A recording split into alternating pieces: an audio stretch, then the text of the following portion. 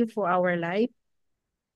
Thank you for all those in this room today. And I thank you as well for their life. Thank you, Holy Spirit, that you wake them up early in the morning, Lord, to be here in this platform. And as we um share your word today, Lord, we pray that it will penetrate to our heart and we can share it to others as well. So Lord, thank you so much for today, and thank you for everything that you have provided us and for your protection as well, Lord. And thank you, Holy Spirit, for being here with us. In Jesus' name I pray. Amen and amen. Pwede na ako, Ate Finette, mag-share Yes, screen. yes sis, yes po, naka-co-host na po kayo. Okay. Hopefully I can do this quick. Share screen. Ayan. Praise God. God is good. Okay, let me remove this one so I can read it. Ay, nawala? Nawala? This is, nandiyan pa rin. Yan Dito pa po rin. sis. Yes po. Nagulat ako ng revival eh. Okay, so Daybreak Global. Today is the 22nd of September 2024. The title of our sharing today is The Shame of Salem. And it became a literal witch hunt. Um, it all began in 1692 when the young daughter of Samuel Paris, I think this is not the beginning. Ito ba yun? Yeah.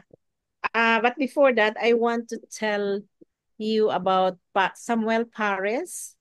Samuel Paris, the son of Thomas Paris, was born in London, England, to a family of modest financial success. He immigrated to Boston in early 1660s, where he attended Harvard College at his father's behest. When his father died in 1673, Samuel left Harvard to take up his inheritance in Barbados, where he maintained a sugar plantation. When his sugar plantation was not a success in Barbados, he went back to Boston, taking his slaves, Tituba. So, and all began in 1692 in the young daughter of Samuel Paris, the pastors of Salem, Massachusetts. Church exhibited strange psychotic symptoms. She experienced violent convulsions, hallucinations, in trance-like states. Shortly after, her cousin appeared to be similarly afflicted, and soon the hysteria spread to other teenage girls within their social sphere. Paris' own slave Tituba had entertained these impressionable children with spell-binding tales of the occult, recalled from her childhood in the West Indies. So she is Haitian. Haiti, she's from Haiti. And she went with um, Samuel to Boston. So this is Samuel Paris. I'm taking this from Wikipedia. So that is his it's an old one, 1660s, something. What do you expect? It is an old person. Paris was at first ashamed and then alarmed by this manifestation and his daughter and her friends. When pressed, the girls blamed witches for their torment. In a sermon, Harris told his parishioners that the witches were everywhere, including in their church. He warned ominously, God knows how many devils there are. Ensuing witch hunt was organized and a meeting held at the Paris home. Eventually, approximately 150 suspected witches were imprisoned and 19 were hanged. Most of the victims were either social outcasts or members of the families then who had opposed the ministry of Samuel Paris. And Next slide. Many were middle-aged women with no male relatives to defend them, making particularly vulnerable. Paris' own slave Tituba was one of the first to be accused. In the midst of the hysteria, neighbor of witchcraft over the slightest pretext, such as the death of a cow or the failure of the bread to rise. The final execution occurred in the morning of September 22. This is today, but it was 1692 on Witches Hill in Salem. 8 middle-aged New Englanders, 7 women, and 1 man were hanged. Gathered at the foot of the scaffold were people representing every age group. So regarding Tituba, Samuel tortured her, and inamin niya na she's a witch, but she never practices there while she was in Massachusetts. Until na after ng inbit siya ni Samuel, there she made a cake which is with a witchcraft on it. So that's why the daughter and the cousin accused Tituba to be witch. They bewitched them. And Tituba herself, inamin din niya na she speak to the devil. The devil told her to hurt the children. So she is a witch actually. But after 1 year of accusations, hindi siya na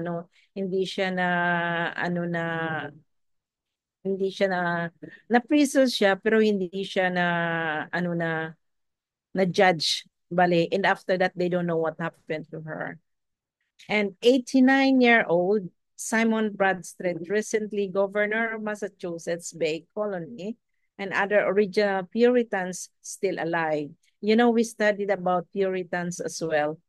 I think last month, had left England over a half century earlier to create a Christian commonwealth in the New World. They viewed their own children as unfaithful to their Puritan upbringing and felt their utopia was being judged because of their wayward progeny. In their minds, by purging the witches, they hope to end to these tribulations and bring God's blessing on them once again. So yun ang belief nila.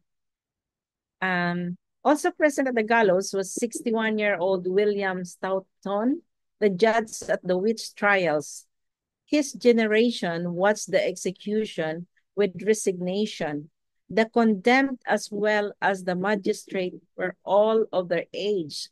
Stoughton contemporaries didn't share the passion of their parents, having repeated told by them that there was a lost and unconverted generations. Representative of the young generations was 21-year-old Cotton Mather, a brilliant clergyman.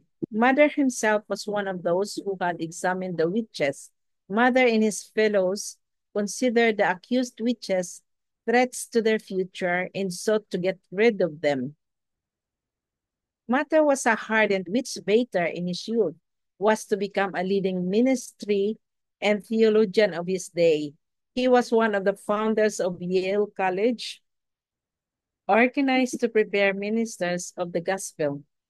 The young girls who had been the accusers of the witches were also present. Their shrinking and twitching reminded everyone what the witches had done. From the last of the original Puritans who had helped create Massachusetts as God's city on a hill, to the youngest children who would someday be citizens of the future United States of America. This crowd of the final witch hanging witnessed a unique moment in American history.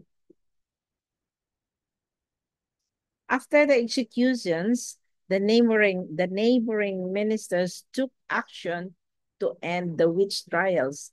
A year later, Samuel Paris, by then realizing his own responsibility for this shameful event, described his remorse for the executions in the sermon. He acknowledged that the wounds of their victims accused them as the vile actors. So, na-realize din ni Samuel Paris na he takes responsibility sa mga event na nangyari just because of a shameful para sa niya sa yung anak niya na ng merong meron siyang hallucinations na so at the end nagsisisi din siya sa mga executions na nagawa niya. And ang dami pang mga story, mga chess, especially sa America. And then marami pa rin all over the world. There were plenty of stories. And sila, yung their mind as well, yung inaano talaga ng kalaban yung mga mind nila. And then sinasabi na, oh, it's a witch. A witch talaga. And then this morning, I attended Global Daybreak International. Pastor Leda shared about these witches. Then she prayed over to one, I think sa bata iyon. And then after she prayed, ang sabi naman ng na parang she feel relieved tapos merong peace na nararamdaman at hindi na nag-manifest yung mga symptoms. So it's a spiritual battle between person's mind and totoo naman itong nangyari to kay Samuel Paris sa niya sa slave niya kasi nanggaling sila ng West Indies eh. Yun doon eh, very famous yung mga witches. Halimbawa, may kalaban ka, pupunta ka sa isang witch na ipa-curse mo yung isang tao. Dito sa Philippines nangyari din yun eh. Nung maliliit pa kami, may kwento yung mother ko na daw, yung kalaban niya, kaibigan niya, yung kalaban ay dinala daw sa witch tapos lumabas yung mga uod yung sa isang babae and then namatay yung babae and they said it was cancer but anyway totoo yung mga story na ito nangyayari. So our reflections now, do you feel guilt over the darkest deeds of your life even though they may have occurred long ago? Christ will forgive the most heinous of sins if we truly repent, confessing our sins and trusting Him as the one who paid the penalty for all our sins on the cross. King David committed adultery and murder, but because he truly repented, God forgave him, and he is referred to as the man after God's own heart. That's from Acts chapter 13, 22. And the verse that we've taken from this is from 1 John 1, chapter 1, verse 9. If we confess our sins to him, he is faithful and just to forgive us and to cleanse us from every wrong that we have done. So that is the end of my sharing today. If baka may gustong mag-share din para maano din natin yung mga na-experience ni Samuel Paris. At saka nandito sa Philippines, meron din tayo ng mga ganyan eh. Kaya lang, hindi lahat ay nababalita, hindi lahat ay alam natin. But everywhere in the world, merong mga work ng enemy na nag-ano sa nagbibigay ng stronghold sa mga tao, especially if they don't know Jesus. Yun ang mga vulnerable na mga spirit na sasabihin na that is from witchcraft, which is happening all over the world. So mamaya, Ate Fenet, i-pray natin yung mga tao na mga witchcraft affected at na nagiging victim din ng witchcraft sa mamaya na natin na prayer. And I think this is where I end, and thank you for letting me share. And I will give it back to you, Ate Finette. I will stop sharing. Okay, so anyone Amen. can share.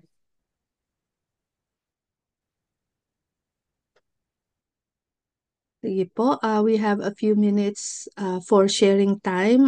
Baka po meron tayong mga experiences about our topic today. So, it will be a good good thing to be aware, to be made aware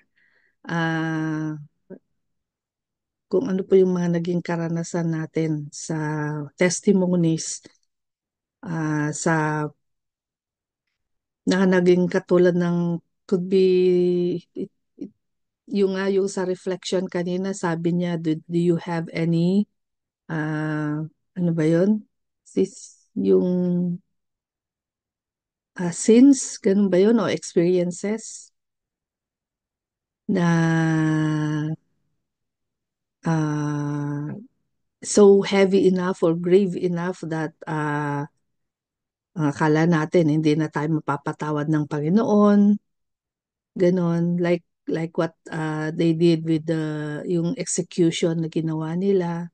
So parang there's a guilty feeling there. That and then the feeling the spirit of being remorseful. So pwede po tayong mag-share mga kapatid. Ah, kung meron po tayong mga ganyan mga naging karanasan and how God delivered us, how God um, have given us back our joy, our peace,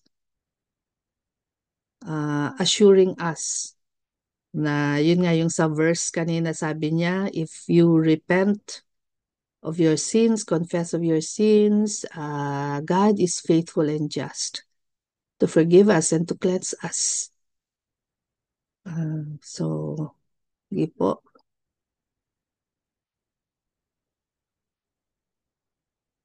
Anyone would like to share?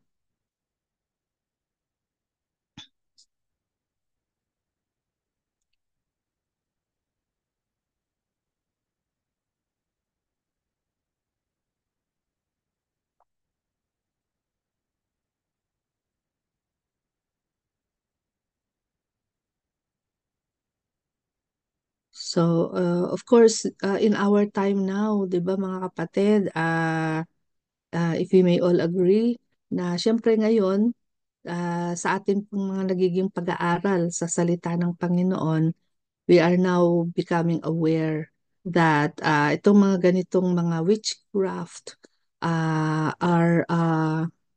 works, 'di ba? Are works of the evil one. It is evil, it's the evil spirit.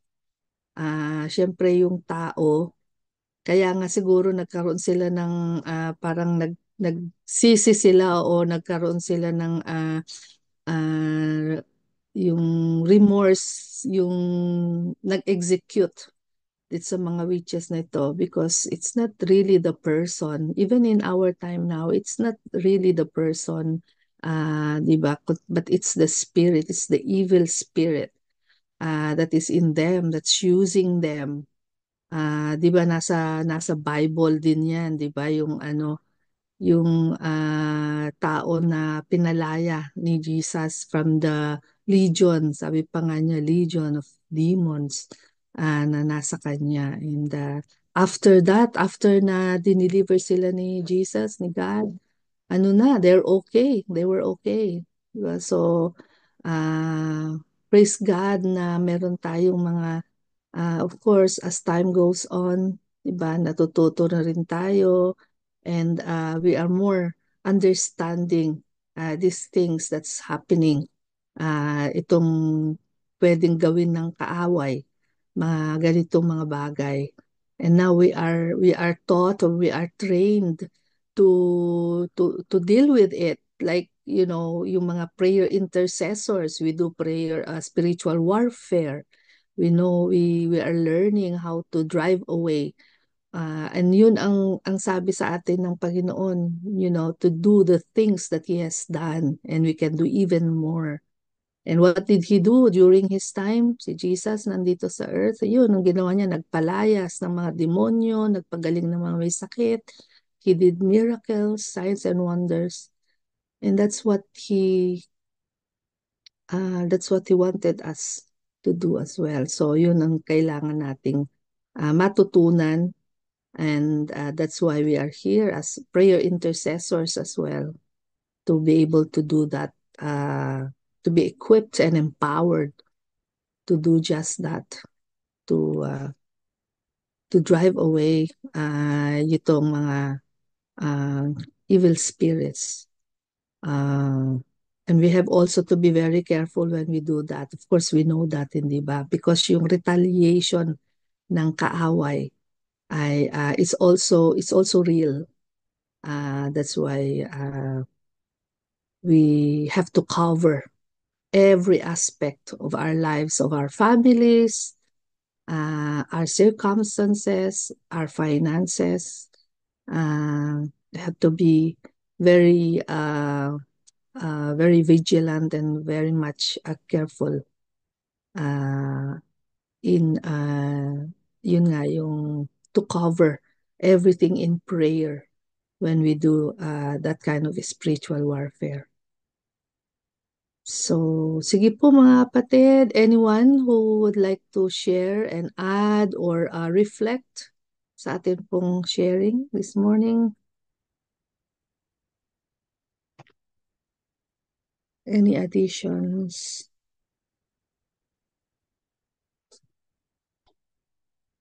Parang napakatahimik ah. O nag-iisip pa. Listening silang Ay, lahat eh. oo nga. Sige po. Ah, okay po, sige. Baka mamaya-maya merong mga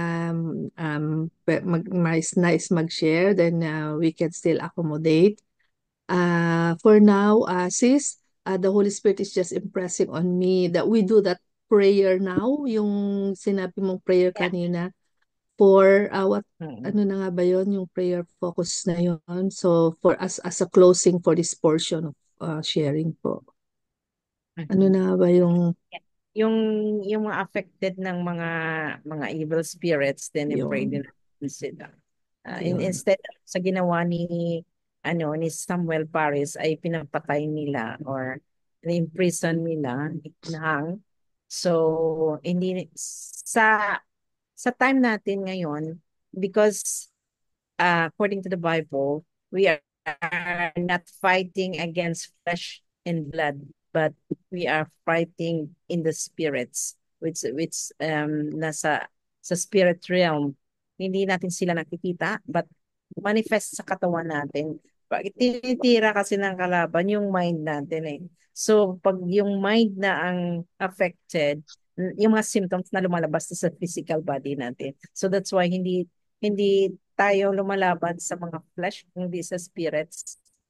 So that's why we have the Holy Spirit with us. Our spirit in lines with God's spirit to fight those evil spirit. Kaya nga sabi mo, we have to be prepared. We have to be conscious tayo din sa uh, every time, every day sa cover natin yung self natin, yung mga pamilya natin, against sa kalaban. That's why God gave us in Ephesians 6:12 yung the armor of God. So we have to cover ourselves with it para hindi makapenetrate yung sa kalaban sa yung mga arrows ng kalaban na inaatake tayo. So that's why we need to be prepared. We have to wake up. Because anytime now, Jesus will come back, which we don't know, but all the manifestations, all that mga labor pains kung sa babaeng mga anak pa ay andyan na.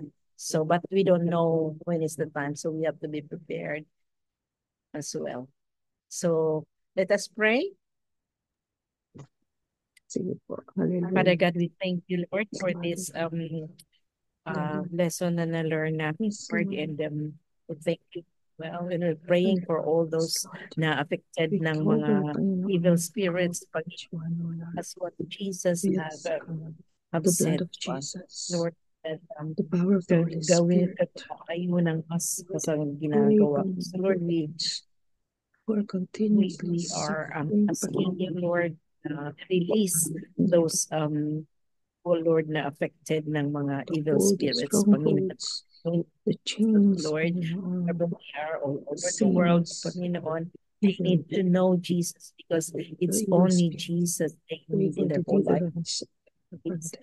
it's the answer of We pray everything. that And all so that Christians will be Jesus have equipped already overcome the world, to overcome all the evil do spirits in us as well. powerful And spiritual work. we pray for And cover releasing all evil spirits families, our in loved and ones, our everyone who friends, was our affected. people In around us. Jesus' name We we pray pray. that households, we cover our households, we cover our situations, circumstances, every group, Panginoon, binigyan sa. Thank you, Lord Jesus, that we know you're always with us, and protecting us, Lord, from the work of the enemy. In Jesus' name, amen. Amen. So continue na lang tayo at connect sa prayer blast natin. Amen. Amen. Praise God. Thank you, Sister Ophel, for this powerful sharing. Pastor, meron po kayong nais ibahagi po? Thank you po. Marami pong salamat. Actually, kanina habang nagsishare po si Ate Ophelia about the reflection and sa Ate Finan regarding about the witchcraft, it is truly, ano po yun, kung hindi tayo nagiging aware sa ating mga pamumuhay, one thing na ang mga witchcraft ay they are being attentive also to yung isusumpa ka, ang yung word pa lang na yun ay it is a witchcraft. At kung minsan ay aalamin ng pangalan mo lahat. Why? Because that is the work of the enemy. That is the wicked ways. Actually, meron po pinaalala sa akin ng Panginoon regarding when we are attending the GHMT. One of our friend, o isang kaibigan po namin, ay ako po bago-bago pa lang ako noon sa pagsunod. Me, Pastor Luther, Pastor Giner, and then si kapatid na Eric at ang kanyang kapatid. May the Lord protect us and shield our mind, our family as I having this conversation or testimony. Kasi noong pong ano na yun, she is a believer, yung kapatid ni Kuya Eric. But she went now in our God Almighty hands. So, hindi po niya napansin o alam pala na mayroong nagsumpa ho sa kanya. So, yung pong word na yon at nakita ho ni Pastor Dante de Luz. And when she command o he command, yung ano na yun, talagang kitang-kita po ng dalawang mata ko kung paanong kinukuman niya ang evil spirit, yung which nagsumpa ho sa kanya. And then when the Lord said, sabi niya, angel of the Lord, itali mong kamay pa. Talagang dalawang kamay niya pa nakatali, pero walang nagtatali ho sa kanya na normal. Because when we use the word of God mightily, it is totally have a relationship with Him. Because especially when we read the word of God, kaya makikita mo paano mag-manifest. And then, one of the testimony in the Aldersgate, siya po ay angkan ng mga witchcraft. But ayaw niyang tanggapin yung ipinasa, pero ang ginawa ng kanyang magulang ipinasa kanya. Meron silang pinakain. At talagang nire-resist niya. But dahil gusto niyang magbago ang kanyang buhay, tinanggap niya ang ating Panginoon Kristo, lalong-lalo nang ayaw nang tanggapin ng magulang niya yun. So, he won in a Baguio. That is way of 2000. So, yung ano na yun, merong nag-deal sa kanya. Talagang yung pong ano na yun ay nabigla yung mga lahat ng tao. She was being deal. At may lumabas sa kanya. So, we are not, yes, truly, we are not fighting for any flesh, but the spirit. Because sometimes we don't know and we don't being alert what the devil was doing to interact on us. But quote, sabi nga po ng ating Panginoon Kristo, do not be glad when the devil or the evil spirit is obeying on us. But there is one soul who are being receiving Jesus Christ, and our name was being written in heaven. So wag tayong magagalak kapag nakakapaglabas nga ho tayo ng mga tampon ng demonyo sa katawan ng tao. Pagkos magdiwang tayo sapagkat tayo yung anak ng Diyos at ang bawat tumatanggap sa Kanya ay nakasulat sa aklat ng buhay. So when in that dealing, be alert. Maging alerto ho tayo. At huwag natin yung gagawin yung binapalak kung ano yung ginawa po ng ating po na pag-aralan today. But thanks be to God, merong ibang paraan ang ginawa ng Diyos. Sometimes, we have to be aware what the devil is being do. So we need to ask for great wisdom to face the enemy in no matter what situation in our life. Kaya, umagang-umaga pa lang po, we need to rebuke it. We need to cancel on it in every day. Because the devil himself is very tricky na para tayo ay maligaw sa anumang gawa o gusto niya para tayo makasunod na hindi natin nalalaman. So, when we are dealing this thing, first, we need to have a deeper relationship with God. Second, we need to be more aware. Third, we need to be prepared by the work of the Holy Spirit. Katulad po ni Pablo, may isang babae, last 1 minute lang po, meron pong isang babae na kung saan isunod-sunod na sa kanya sinisigaw na ito yung mga anak ng Diyos. Sila ay alam nila patungkol sa kaligtasan. Nairita na si Pablo. Kaya binalikan niya at sinaway ang gawa ng kaaway. Kaya yun ang naging dahilan. Kaya nga sina Pablo ay nakulong for that woman being set free.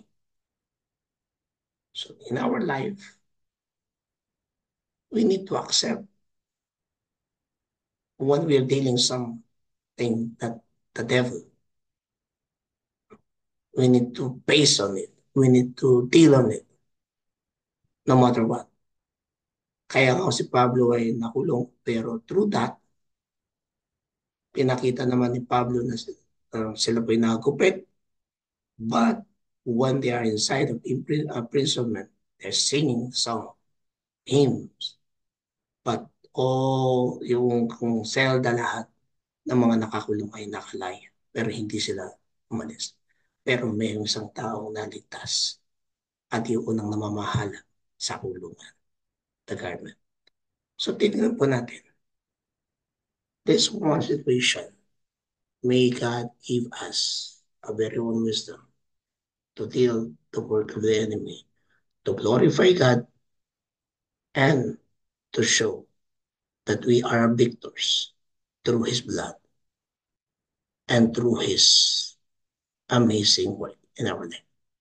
So yun naman po mga kapatid.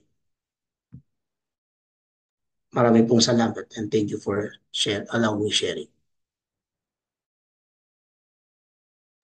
Amen. Amen. Maraming salamat po, Pastor. Thank you for that wisdom. Thank you for that reminder po.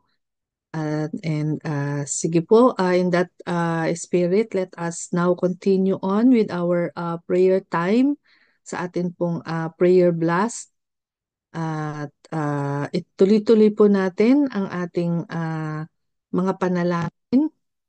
Each one, that you always only want, Lord, the best, Panginoon, para sa inyong mga anak. Lord, maraming salamat. In Jesus' name we pray. Amen. Amen. Then let's continue to pray for the pillars of society po, and we are focusing on the church and ministries as today is Sunday. Let's continue to pray for the pastors, deaconesses, every member of the church, church leaders.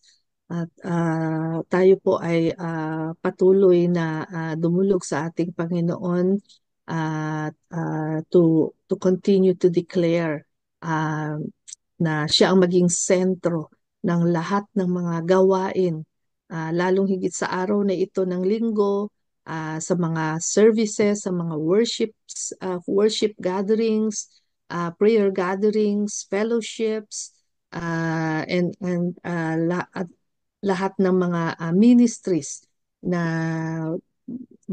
ginagawa sa araw na ito, those who are already so those who are still going to have their worship services, na ang Panginoon ang maging sentro at maitaas at mai-glorify sa lahat ng mga gawain na ito. Ang pangunguna ng Banal na Espiritu sa lahat ng mga preachers, sa lahat ng mga messengers ng kanyang salita, at yung mga those who are also in the mission field, let us keep them in our prayers.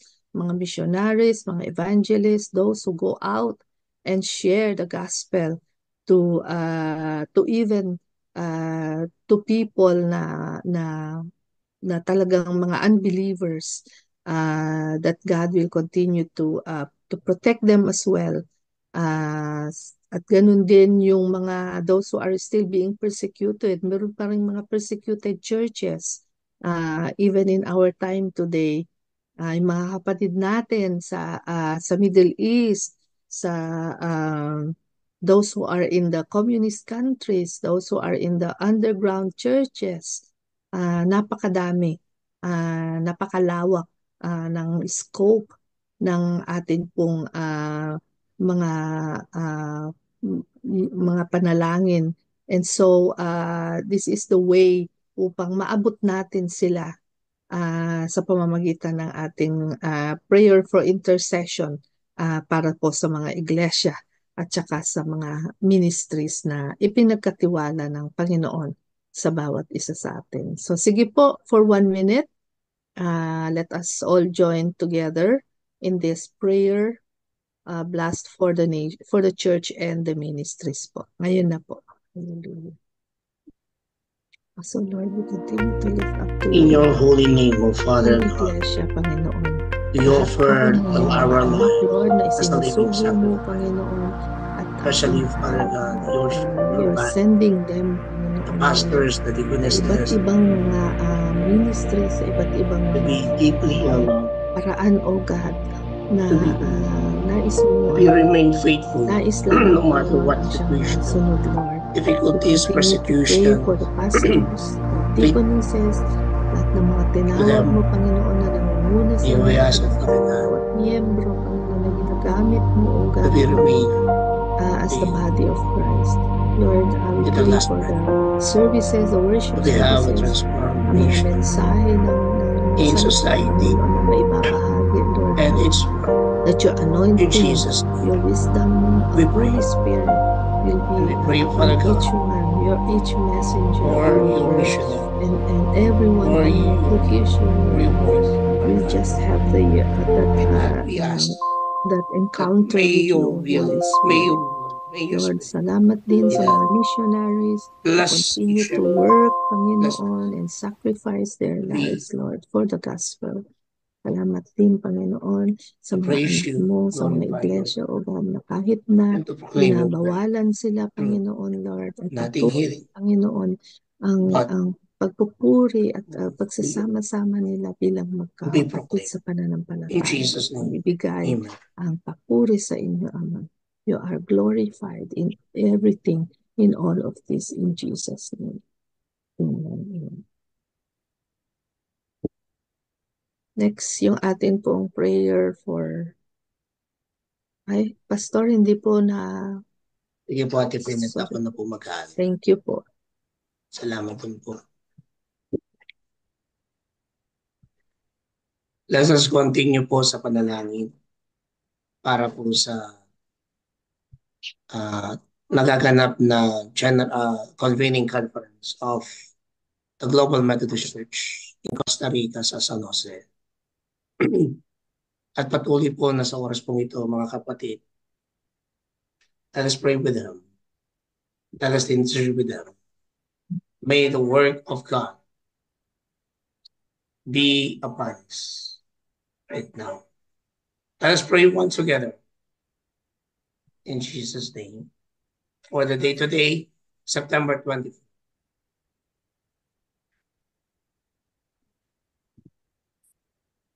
Many are plans in a Many are the person, plans in a person's heart, but but it it's is the the Lord's purpose Lord's that purpose that prevails. prevails. Proverbs 19, verse 21. Gracious Gracious Father, Father, hear our hear humble our prayer. humble prayer. Life Life has has come become more more complex complex with with a a whole whole host host of of of vexing vexing problems. Yet Yet we are we are grateful grateful that it that is it is in in your nature nature to to bless bless your your people people and to break forth, and to break forth, particularly against particularly adversity. against adversaries. So the world So will the So know we know that that the the power, power, grace, and grace, and ability is ability in you to to conquer any conquer any situation situation or or circumstance circumstances that that comes to comes test, undermine, undermine or or conspire condescend to the establish establishment of the the kingdom kingdom. of God. Please say We say this we say this so that so the people people so may that see can and know, may may consider consider and and understand understand that the hand of the hand of God, the Lord has the hand done of the this, Lord has done that the this, Holy One of that the Israel Holy One of Israel has created. created it. In Jesus' In name. Jesus' name, all the And the people people say, say, Amen. Amen. Amen. Amen. So, kanina po nabanggit po yung birthday ng anak ni Sister Babes, si Aiden. So, isama po natin siya sa ating Thanksgiving prayer po mamaya. Kung sino po yung magte-Thanksgiving prayer, pakisama po si Aiden sa kanya pong 17th birthday sa araw na ito. Anak po ni Sister Babes.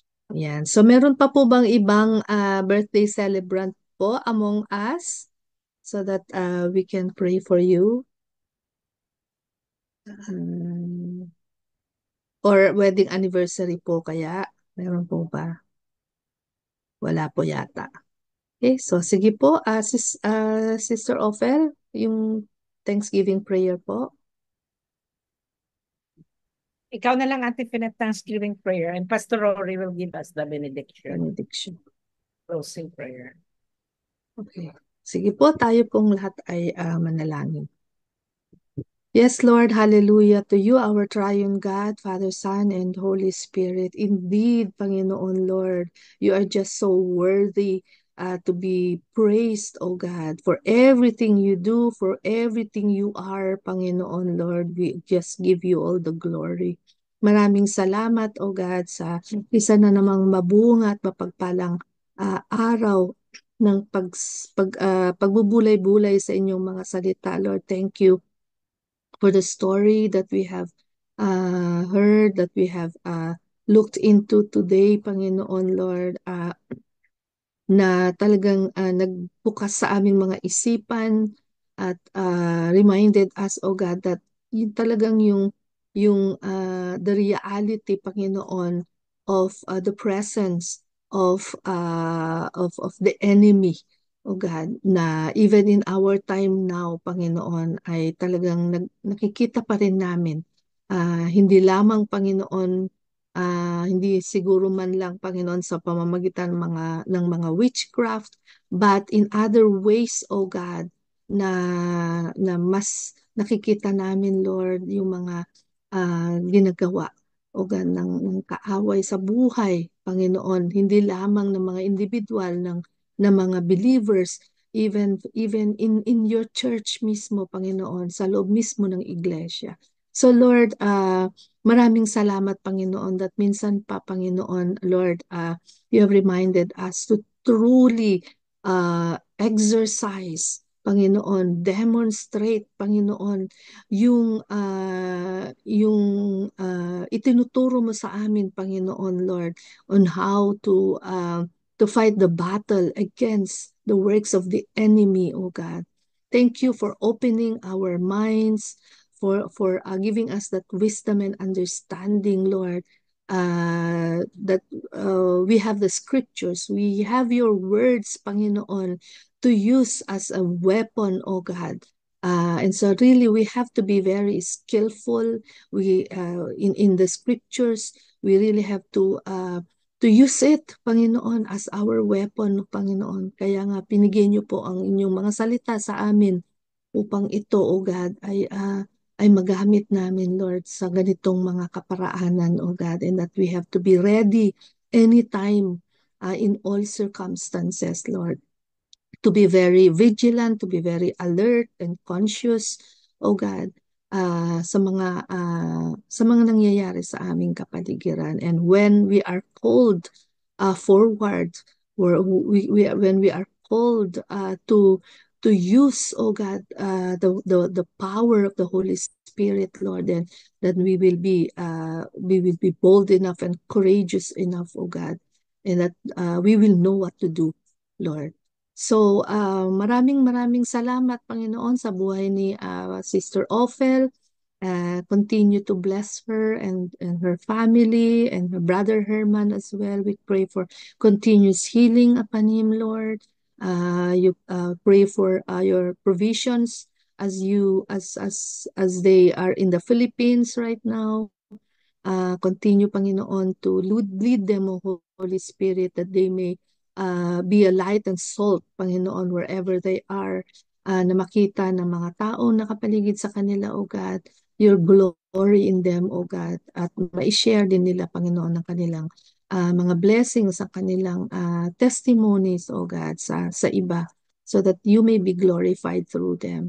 So Lord, also we thank you for the birthday of Aiden, yung son ni Sister Babes. Salamat, Panginoon, for all the 17 years that you have given him, and we declare more years to come, oh God. Continue to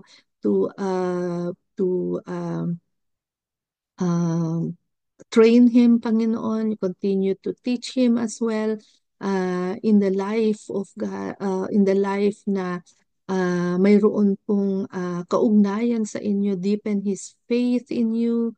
And Lord, we just pray, Panginoon, ano man yung mga plans mo para sa kanya, Lord, that it will just manifest upon his life, Lord, and that he will as he turns into to being an adult, oh God, patuloy yung protection mo sa kanya, Lord, even now as in his teenage years, Panginoon, Lord, protect him, Panginoon, from all the works of the enemy, and that you will just secure yung kanya pong good future, oh God, na nakaplano mo para sa kanya. Make him a blessing, oh God, to everyone that he meets, oh God. Lord, ganun din yung si Tolentino Asis, oh God, na father-in-law ng kanyang kapatid, Lord.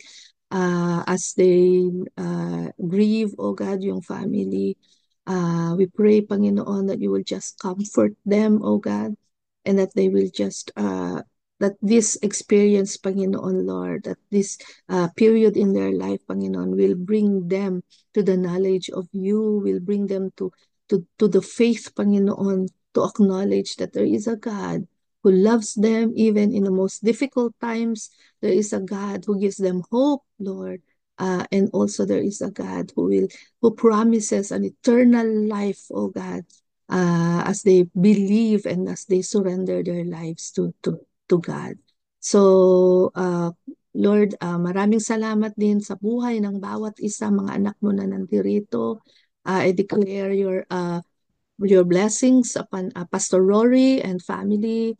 I declare your blessings upon Sister Ophel family, Sister Babes and family, Sister Rona and family, Sister Ruth Bala and family, Sister Janet and family, Sister Annalisa and her family, Sister Marisa and the whole family, and Sister Flora and her family, at in everything, all aspects of our lives, oh God, we surrender them to you, and we continue to allow you, oh Holy Spirit, to work powerfully in each life.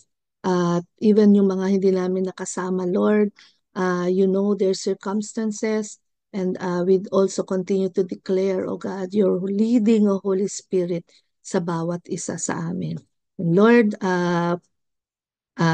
in the end, we give you all glory, honor, and praises for what you continue to do from beginning to the end of this day and in the days to come. In Jesus' name we pray. Amen. Amen.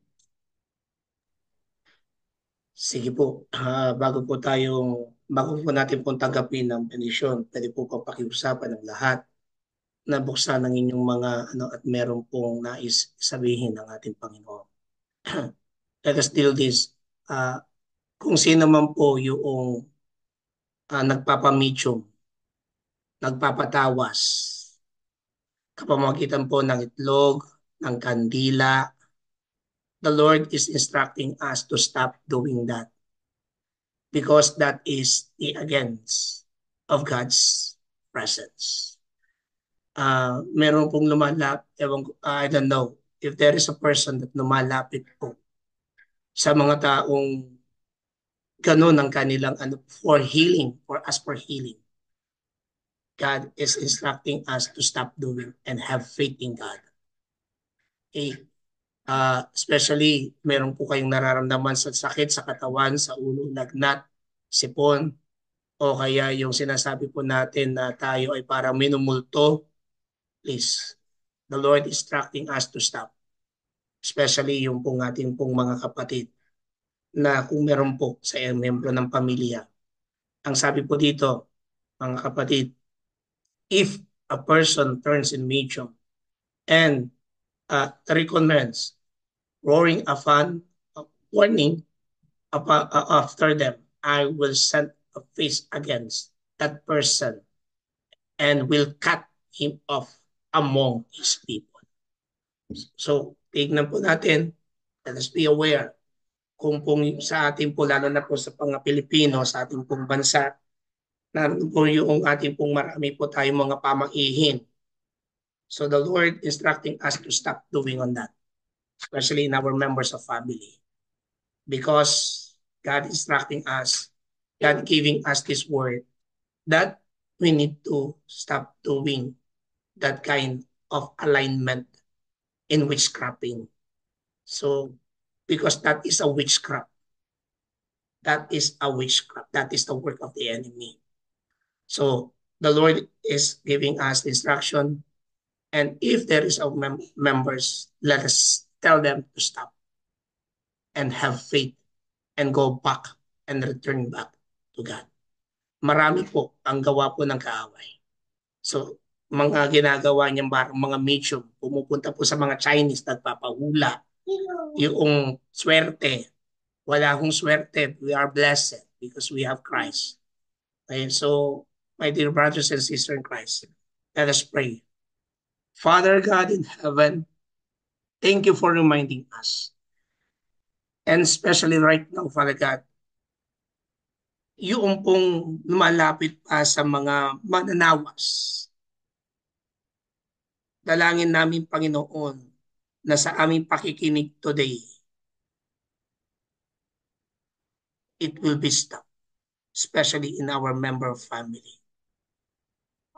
Na doon po ay lumalapit, opo nagpa-pray, may faith, but that faith has been loose because merong nagsuggest na merong nagtatawas, merong nagpapahid doon po sa kinakrak na yung itlog. Lord, right now in Jesus' name, thank you.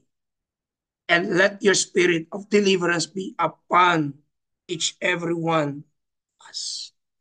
Each everyone who doing this in Jesus' name. We canceled it, we rebuked it by the blood of Jesus. And in Jesus' name. And let our faith, kahit na ito ay napakaliit lamang ng butil na mustasa, we can command by faith, by believing in you, by trusting in you, that everything is possible to you because you are a God. Ang kaaway ay wala na akong karapatan. Ang kaaway o anumang kampon ng demonyo ay hindi siya magwawagi. Anumang bulong, anuman yung sitsit ng ibang tao. Hindi kami maniniwala sa tawas, hindi kami maniniwala sa medium, maniniwala kami sa asalpantaya sa tanging pangalan ni Jesus. And in Jesus' name, we thank you, we glorify you.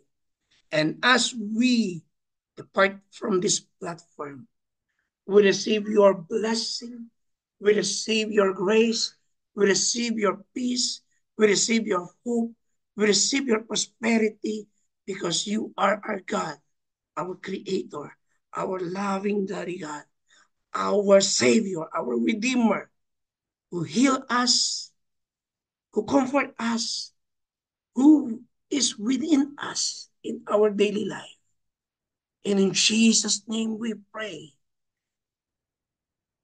In the name of Father, the Son, and the Holy Spirit. Amen and amen. Amen. Amen. Amen. Amen. Thank you po, Pastor. Thank you, Sister Ophel and everyone. Sige po, abang nandito na po tayo sa gallery.